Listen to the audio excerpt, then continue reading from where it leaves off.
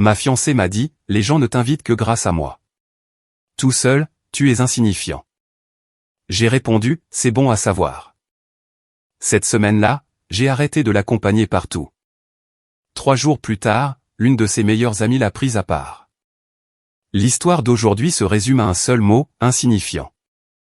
C'est ainsi que la fiancée d'un gars nommé Nat l'a qualifiée. De manière calme, certaine, et presque gentille. Comme si, finalement, elle lui rendait service en étant honnête. Elle lui a dit que, si les gens venaient aux événements, c'était uniquement grâce à elle. Que sans elle pour le traîner partout, il était tout simplement invisible, dans n'importe quelle pièce. Alors, Nat a dit, c'est bon à savoir. Il est allé se coucher, et le lendemain matin, il a commencé la petite expérience la plus sereine que vous ayez jamais vue. Il a arrêté de l'accompagner. Pas de crise, pas de grand discours, pas de drame. Il a juste cessé de se pointer. Et, en l'espace d'une semaine, tout son cercle social à elle lui a fait comprendre, discrètement, à quel point elle avait tout faux. Cette partie est ma préférée. Ma fiancée m'a dit, les gens ne t'invitent que grâce à moi. Tout seul, tu es insignifiant. J'ai répondu, c'est bon à savoir. Cette semaine-là, j'ai arrêté de l'accompagner partout. 3 jours plus tard, l'une de ses meilleures amies l'a prise à part. Je m'appelle Nat, j'ai 29 ans. Il y a environ 3 mois, j'étais encore fiancé à une femme que j'appellerai Brooke. 2 ans ensemble, 6 mois de fiançailles à l'époque, et tout s'est effondré. Et avant que vous n'imaginiez une grande situation dramatique, sachez que ce n'était pas le cas.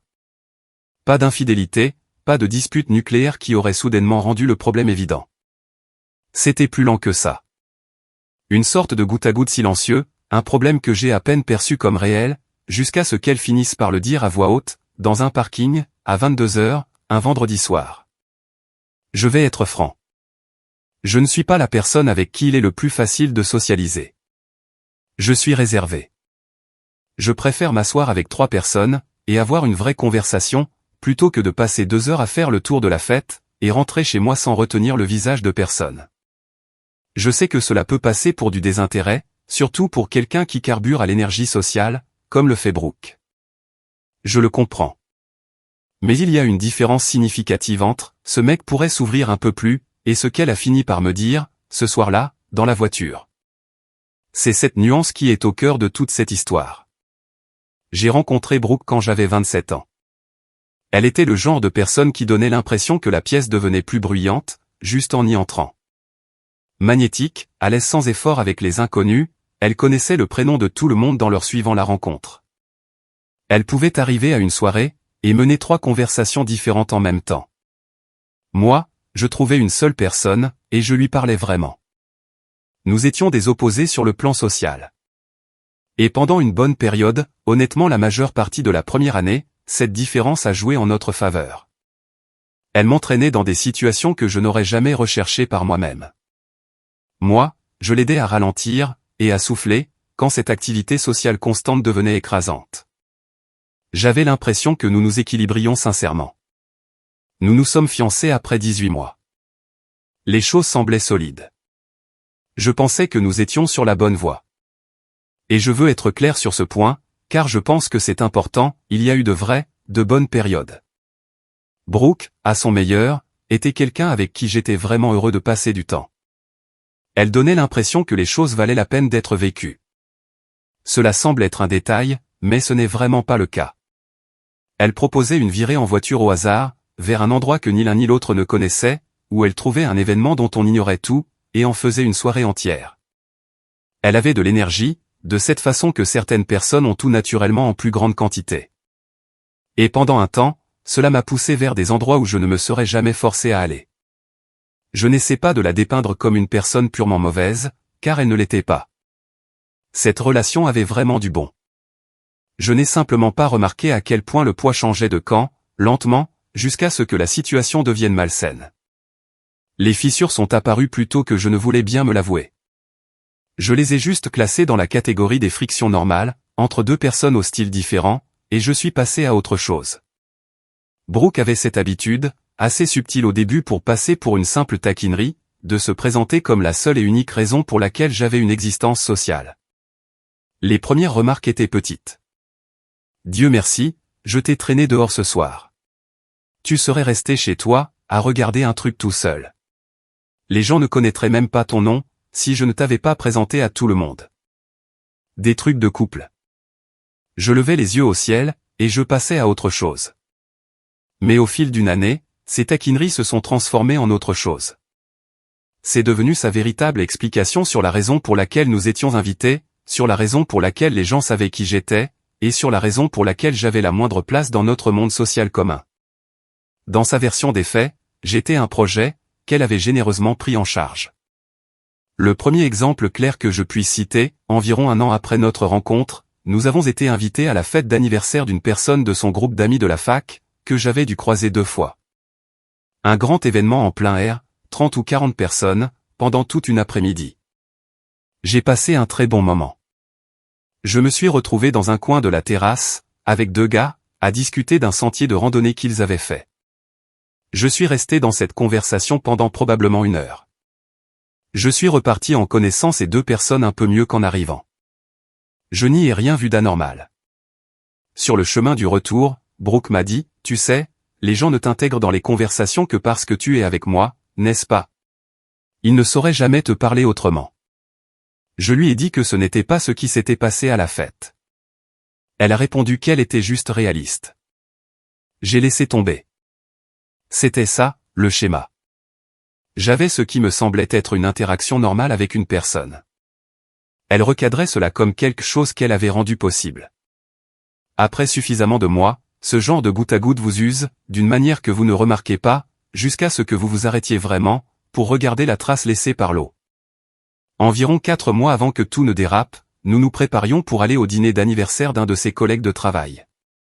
Rien d'énorme, un groupe d'environ 12 personnes, dans un restaurant en ville. J'étais en train de mettre mes chaussures, et elle s'est tournée vers moi, en plein milieu de la pose de ses boucles d'oreilles, et m'a dit, « Fais un peu plus d'effort ce soir. Je ne veux pas que les gens pensent que je me traîne un poids mort. » Un poids mort? Elle l'a dit avec le ton qu'on utiliserait pour dire quelque chose d'évident, de pratique, comme si elle me donnait une information utile. Je lui ai demandé ce qu'elle voulait dire. Elle m'a expliqué, « Je reste dans les coins. Je ne tiens pas les conversations assez longtemps. Les gens remarquent ces choses-là. » Elle ne pouvait pas simplement ne pas m'amener, parce que ça aurait l'air encore pire.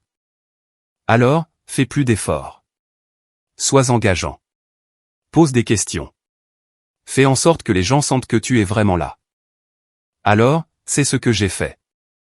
J'ai fait le tour de la pièce, j'ai posé des questions sur la vie et les familles des gens, je me suis souvenu de choses mentionnées lors d'événements précédents, et je les ai remises sur le tapis.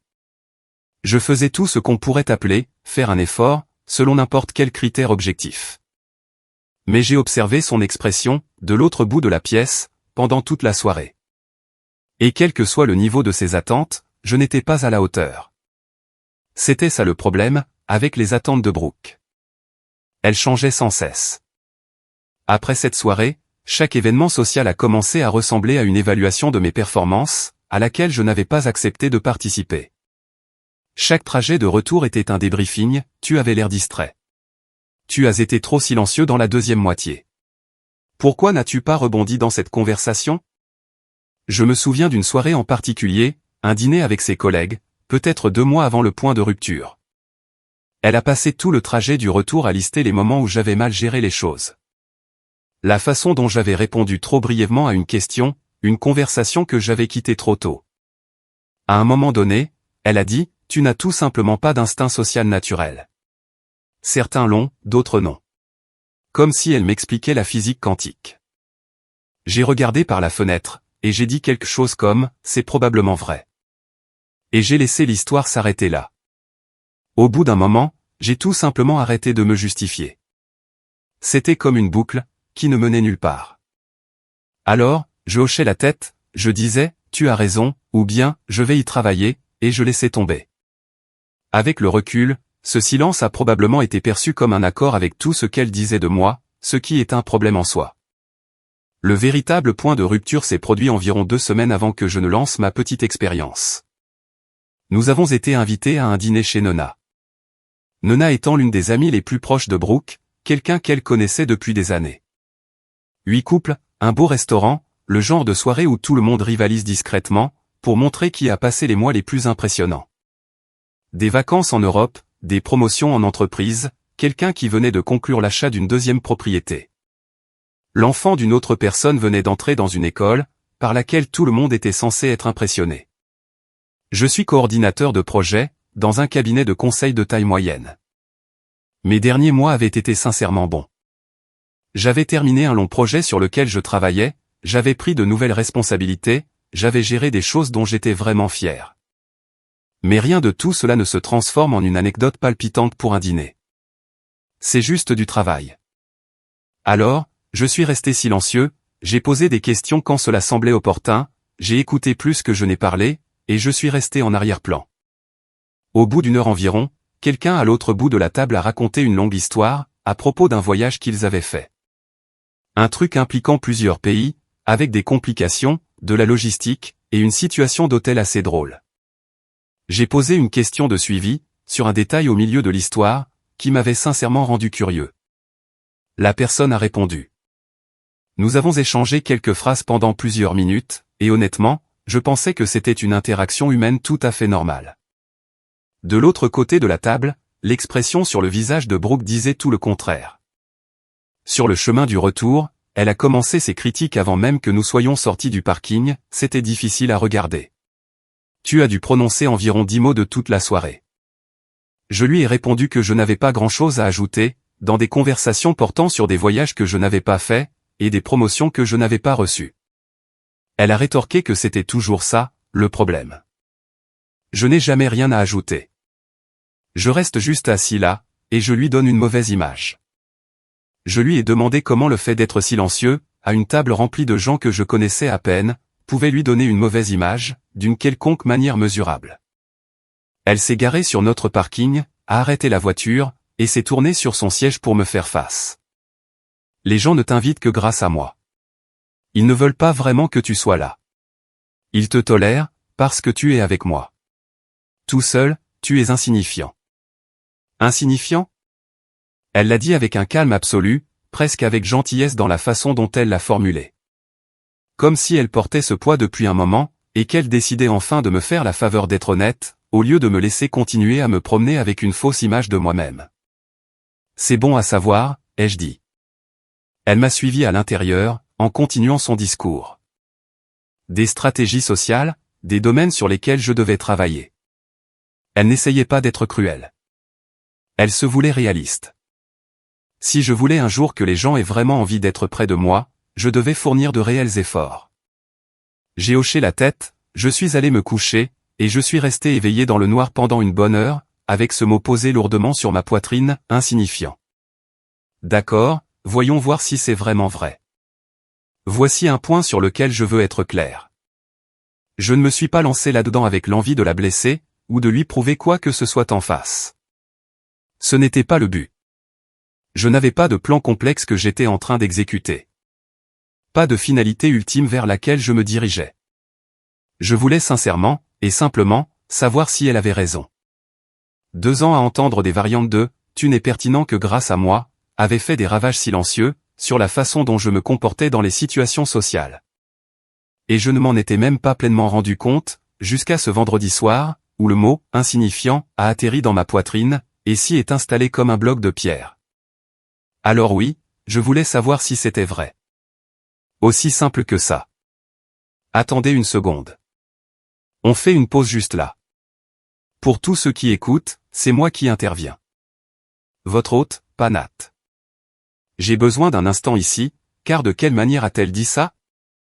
Calme, serviable, comme si elle lui rendait service. Capitaine personnage principal a préparé cette évaluation depuis des mois.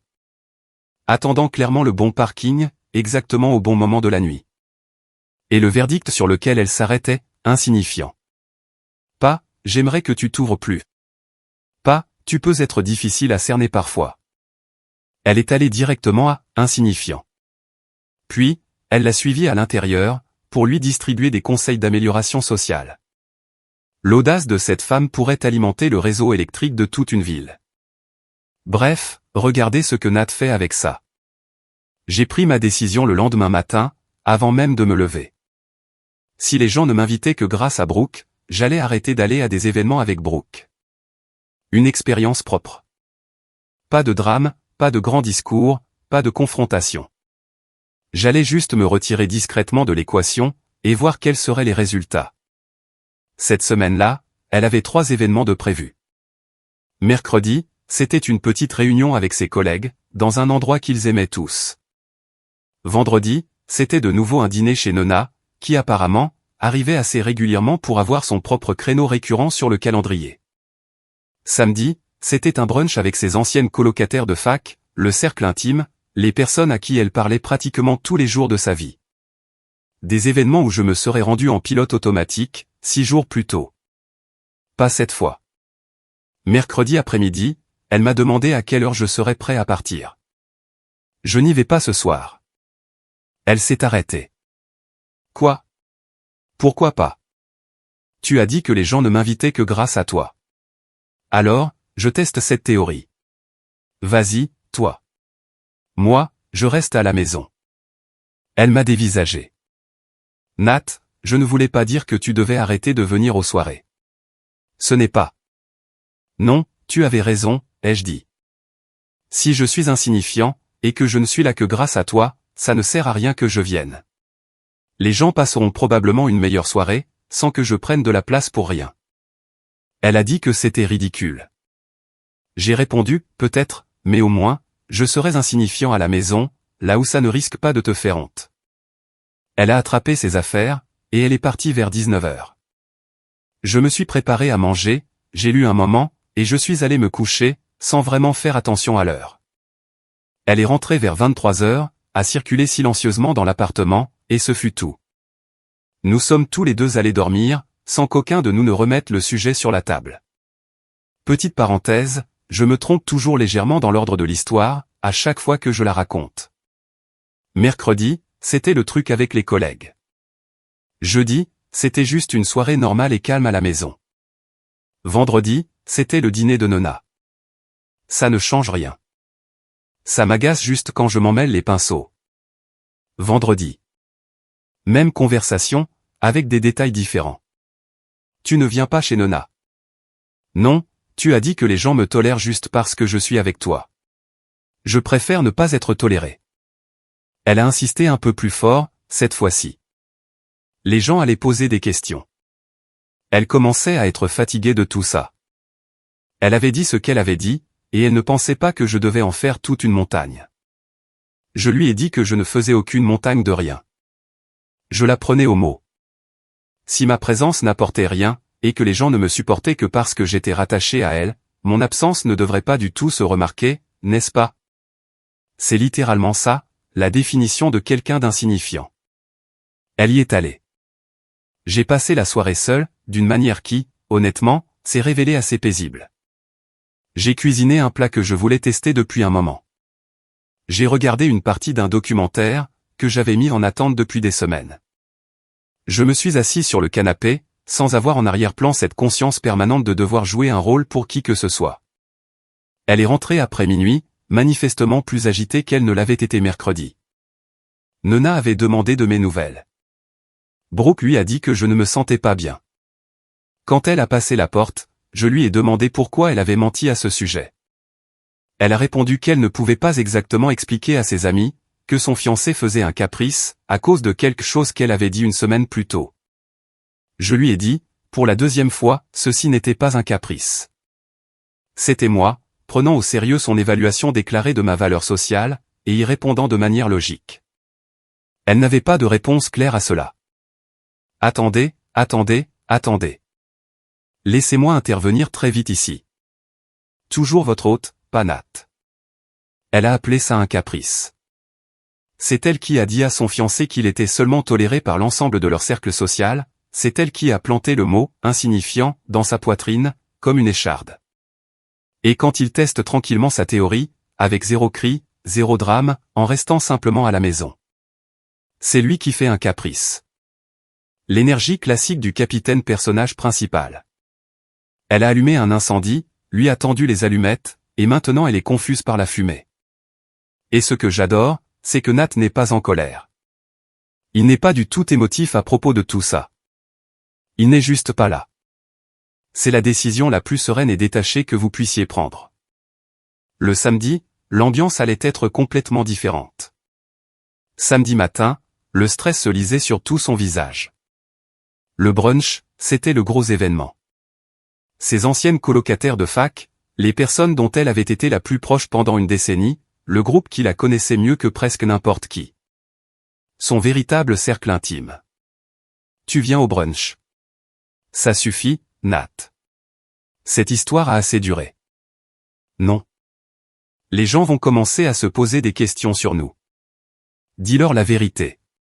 Tu as dit que je suis insignifiant, et que je ne suis à ces événements que grâce à toi. Alors, nous donnons à tout le monde l'occasion de le confirmer. Je n'aurais pas dû dire ça. Mais tu l'as fait. Et maintenant, je suis curieux de savoir si c'est réellement vrai. Elle est restée silencieuse pendant quelques secondes.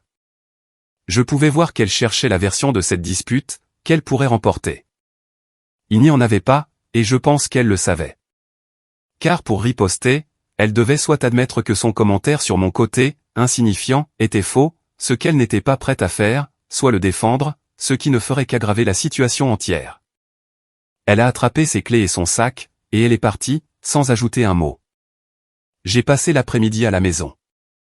J'ai lu pendant quelques heures, j'ai rattrapé un rapport de projet que je repoussais, j'ai préparé le déjeuner, et j'ai fait une longue promenade dans le quartier. C'était l'une de ces promenades, où l'on n'a pas de destination précise. On se contente de bouger, et de laisser sa tête trier tout ce qu'elle a besoin de trier. À un moment donné, j'ai réalisé que j'étais parti depuis près de 2 heures, et que je n'avais pas pensé, une seule fois, à l'image que je renvoyais à qui que ce soit. Ce silence était sincèrement agréable. Je n'avais pas remarqué la quantité de bruit de fond que j'apportais dans chaque situation sociale, jusqu'à ce que je passe un samedi complètement libéré de tout cela. Elle est rentrée vers 16 heures. La porte s'est ouverte, j'ai entendu ses pas dans le couloir d'entrée, et elle est passée tout droit devant moi, en direction de la chambre, sans s'arrêter ni rien dire. Je lui ai laissé environ 1 heure, puis je suis allé voir comment elle allait. Elle était assise sur le bord du lit, regardant dans le vide. Pâle.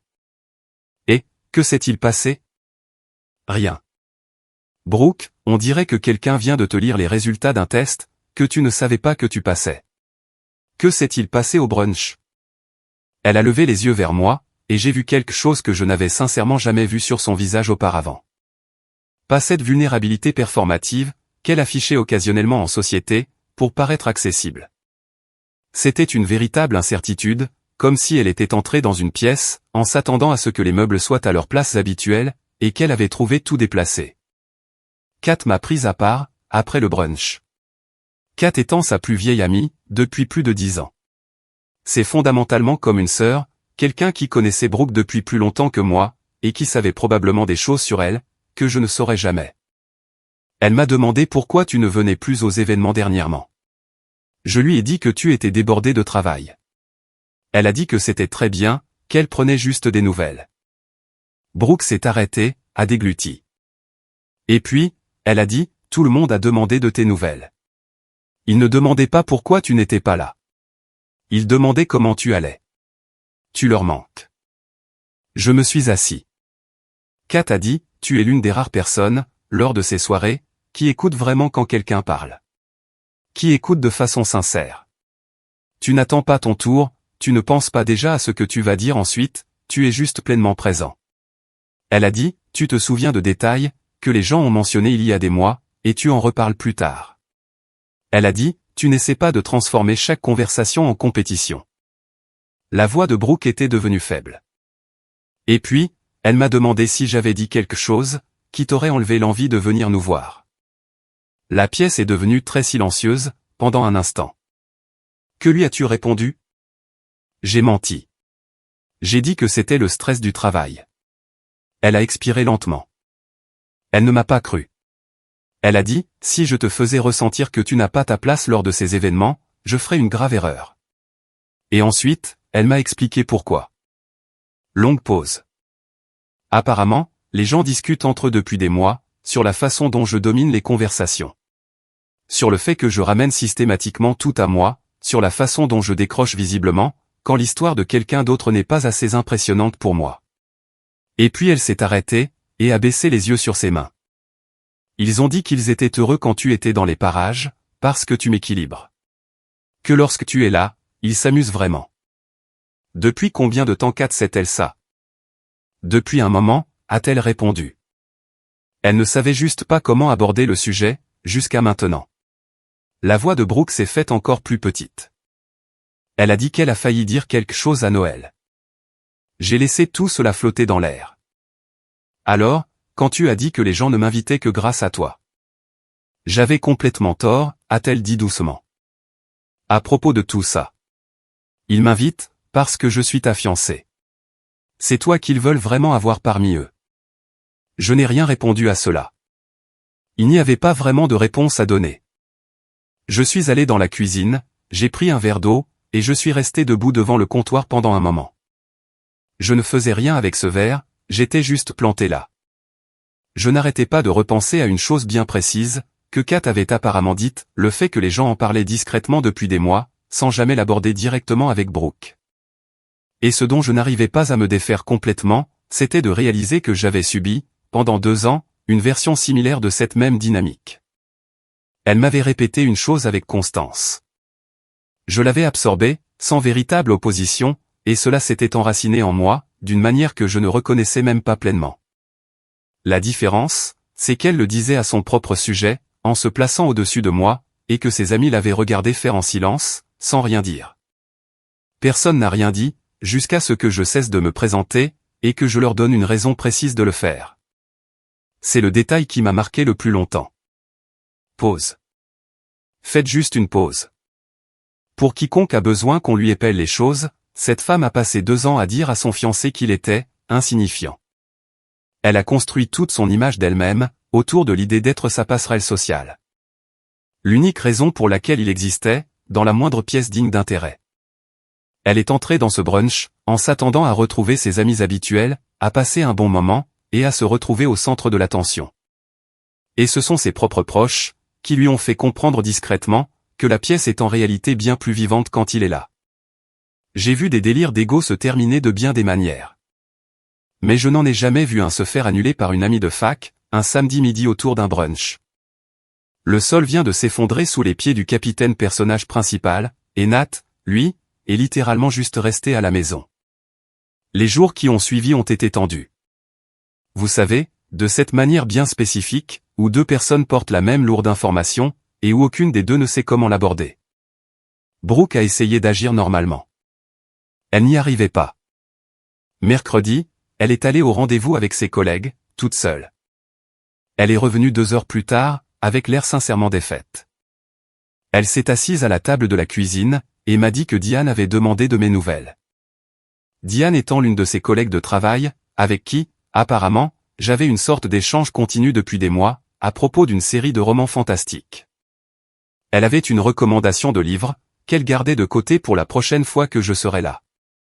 Je suis resté assis là, essayant vraiment de me souvenir d'une conversation soutenue avec Diane, sans réussir à trouver quoi que ce soit que je pourrais considérer comme important.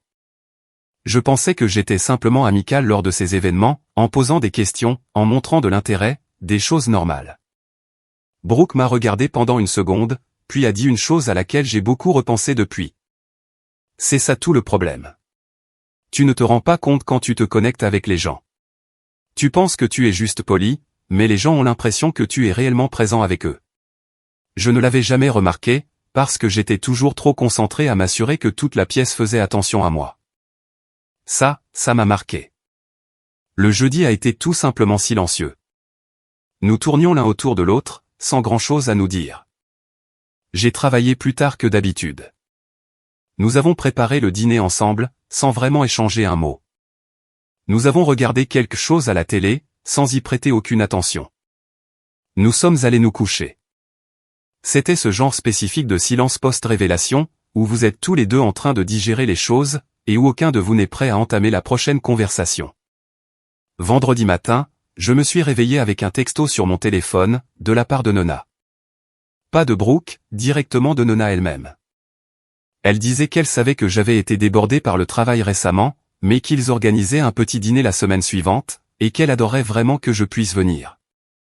Aucune pression du tout, précisait-elle. Mais elle a mentionné que je leur manquais, et elle voulait que je sache que l'invitation m'était spécifiquement adressée. Je l'ai montré à Brooke en prenant un café. Elle a pris le téléphone, a lu le message une fois, puis l'a relu.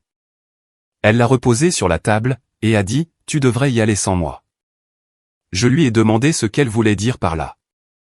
Elle s'est adossée à sa chaise, et quelque chose dans sa posture s'est affaissé. Comme si elle avait porté un objet lourd, et qu'elle l'avait enfin lâché. Je pense que cela signifie, que j'ai passé 2 ans à te dire que tu n'étais intéressant que grâce à moi, alors que la véritable réalité, c'est que je ne suis tolérable que grâce à toi. C'était la chose la plus honnête qu'elle m'ait dite depuis le coup du parking. Plus tard ce même après-midi, Kat a envoyé un long message à Brooke. Brooke l'a reçu, s'est assise un moment avec, puis est venue me trouver dans le salon, et m'a tendu son téléphone sans dire un mot. Le message était d'une telle franchise, le genre que l'on ne peut écrire qu'à quelqu'un que l'on aime depuis assez longtemps, pour arrêter d'arrondir les angles. Kat a tout déballé sans filtre. La façon dont Brooke coupait la parole aux gens, lors de ces événements. La façon dont elle ramenait la conversation à elle-même, en l'espace de quelques phrases. La façon dont son visage devenait visiblement neutre, lorsque l'histoire de quelqu'un d'autre n'atteignait pas un seuil non dit, qu'elle s'était fixé dans sa tête. Ce n'était pas méchant. C'était juste très, très précis. Le genre de précision qui ne vient qu'après avoir observé quelqu'un de près, pendant très longtemps. Et puis, il y a eu la phrase qui a frappé le plus fort, le seul moment où tu es réellement supportable lors de ces soirées, c'est quand Nat est dans les parages. Il t'adoucit, il te fait vraiment écouter les autres. Quand il n'est pas là, tu es épuisante. Brooke est resté debout, pendant que je lisais. Je l'ai lu 2 fois, puis je lui ai rendu le téléphone. C'est dur, ai-je dit. C'est honnête. Elle a regardé le téléphone pendant un instant, puis l'a posé face contre la table basse. Et je t'ai fait exactement la même chose. Je t'ai dit que tu étais insignifiant, alors qu'en réalité, je crois que j'étais terrifié à l'idée que les gens t'aiment plus que moi. Je suis resté assis là pendant une seconde. Depuis combien de temps penses-tu ça? Elle n'a pas répondu tout de suite. Je ne sais pas. Un bon moment. Je lui ai dit que j'avais besoin de temps pour réfléchir. Elle a hoché la tête. Je suis resté sur le canapé pendant un moment, sans faire quoi que ce soit de vraiment utile. Attendez. Laissez-moi aussi mettre les choses au clair. Nona a envoyé un texto directement à Nat. Pas à Brooke. À Nat. Et Kat, qui est fondamentalement comme une sœur, quelqu'un qui aime Brooke depuis plus de 10 ans, a envoyé un message pour la qualifier d'épuisante quand il n'est pas là. Ce n'est pas juste une personne qui passe une mauvaise journée. C'est un vrai schéma répétitif, avec des preuves à l'appui. Mais voici le détail qui me touche le plus, Brooke a avoué qu'elle était terrifiée à l'idée que les gens puissent l'aimer plus qu'elle. Elle le savait. À un certain niveau, elle l'avait toujours su. Le mot « insignifiant » n'était pas une analyse honnête de qui il est. C'était une frappe préventive. Le convaincre qu'il a besoin de toi, avant qu'il ne réalise qu'il n'en a pas besoin. Et maintenant, les voilà tous les deux, face à ce dernier chapitre. Mise à jour finale. Nous n'avons pas rompu tout de suite. Nous avons essayé de faire marcher les choses, pendant environ 3 mois. Brooke a fait un véritable travail d'introspection pendant cette période. Elle a lu, tenu un journal, pris le temps d'analyser les schémas comportementaux qu'elle s'était construits, en essayant de comprendre d'où ils venaient, et pourquoi elle en avait eu besoin. À son crédit, elle n'a pas été sur la défensive à ce sujet, une fois le choc initial retombé. Elle rentrait de l'un de ces événements sociaux, et me faisait un compte-rendu honnête de la façon dont elle s'en était sortie. Les moments où elle s'était surprise à détourner l'attention, et les moments où elle avait réussi à s'intéresser à l'histoire de quelqu'un d'autre, sans en reprendre le contrôle. Je ne veux pas minimiser cet effort, car il était réel. J'ai commencé à être plus clair, sur ce que j'acceptais de sa part, que ce soit en privé, et surtout devant les autres. Des limites plus claires, des conversations plus directes. Nous avons eu certains des échanges les plus honnêtes de toute notre relation au cours de ces 3 mois, ce qui est, en soi, une sorte de tristesse. Il a fallu que son propre cercle social nous délivre, en quelque sorte, un bulletin de notes, pour que nous commencions enfin à nous parler franchement. Mais 3 mois plus tard, nous savions tous les deux que l'équation n'allait pas tenir. Elle avait passé 2 ans à ronger lentement la façon dont je me percevais en société. à me dire que j'étais simplement toléré, invisible, et que je n'avais de valeur que parce que j'étais proche d'elle. Et même avec des efforts sincères, et un réel changement de comportement de sa part, je n'arrivais pas à faire disparaître ce mot, insignifiant. Le mot habitait juste entre nos murs. Et de son côté, elle n'arrivait pas à tourner complètement la page sur le fait que son cercle social me préférait, quand elle n'était pas là. Pas avec de l'amertume, du moins pas ouvertement, mais avec cette tristesse silencieuse et bien spécifique, qui ne mène nulle part, et qui refait surface à des moments qu'on ne peut pas prévoir. Nous avons annulé les fiançailles en mars. Aussi discrètement que possible, d'une manière aussi propre que deux personnes puissent le faire, quand les fondations s'avèrent être l'insécurité de l'un, posée directement sur le sentiment de valeur personnelle de l'autre, qui s'érode lentement. Voici la partie ironique, et en y repensant, c'est presque drôle. Après notre rupture, les invitations ont continué d'arriver. Les dîners de Nona, le truc littéraire de Diane. J'y suis allé, en fin de compte. Et il est très vite devenu évident, que Diane et moi avions sincèrement construit une véritable conversation continue, au cours de 2 années de ces événements. Une conversation à laquelle elle tenait suffisamment, pour me garder une recommandation précise de côté. Nous avons passé environ 40 minutes à en discuter, lors du premier dîner auquel j'ai assisté après la séparation. Et je suis ressorti de là en me disant, tiens, c'est donc ce que j'ai apparemment fait, pendant tout ce temps, sans m'en rendre compte. Des soirées-jeux, avec des gens qui étaient d'abord les collègues de Brooke, et qui, en cours de route, sont devenus des personnes que je connaissais vraiment. 2 ou 3 randonnées, avec les gars de cette fête d'anniversaire, où Brooke m'avait affirmé que personne ne m'aurait adressé la parole, sans qu'elle n'orchestre tout ça. Ils m'ont envoyé un texto directement, pour me demander si je faisais toujours des sorties sur les sentiers. C'était le cas. Nous y sommes allés 2 fois. Ils ne m'invitaient pas par loyauté maladroite envers Brooke, ou par une sorte d'obligation dont ils se sentaient prisonniers.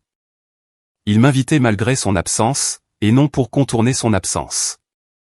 L'un d'eux a même mentionné, de manière totalement spontanée et hors contexte, que l'ambiance lors de ces événements semblait plus détendue maintenant. Je ne savais pas quoi faire de cette information. J'ai juste hoché la tête, et je l'ai rangée dans un coin silencieux de ma tête. Brooke a déménagé dans une autre ville, environ 6 mois après notre rupture.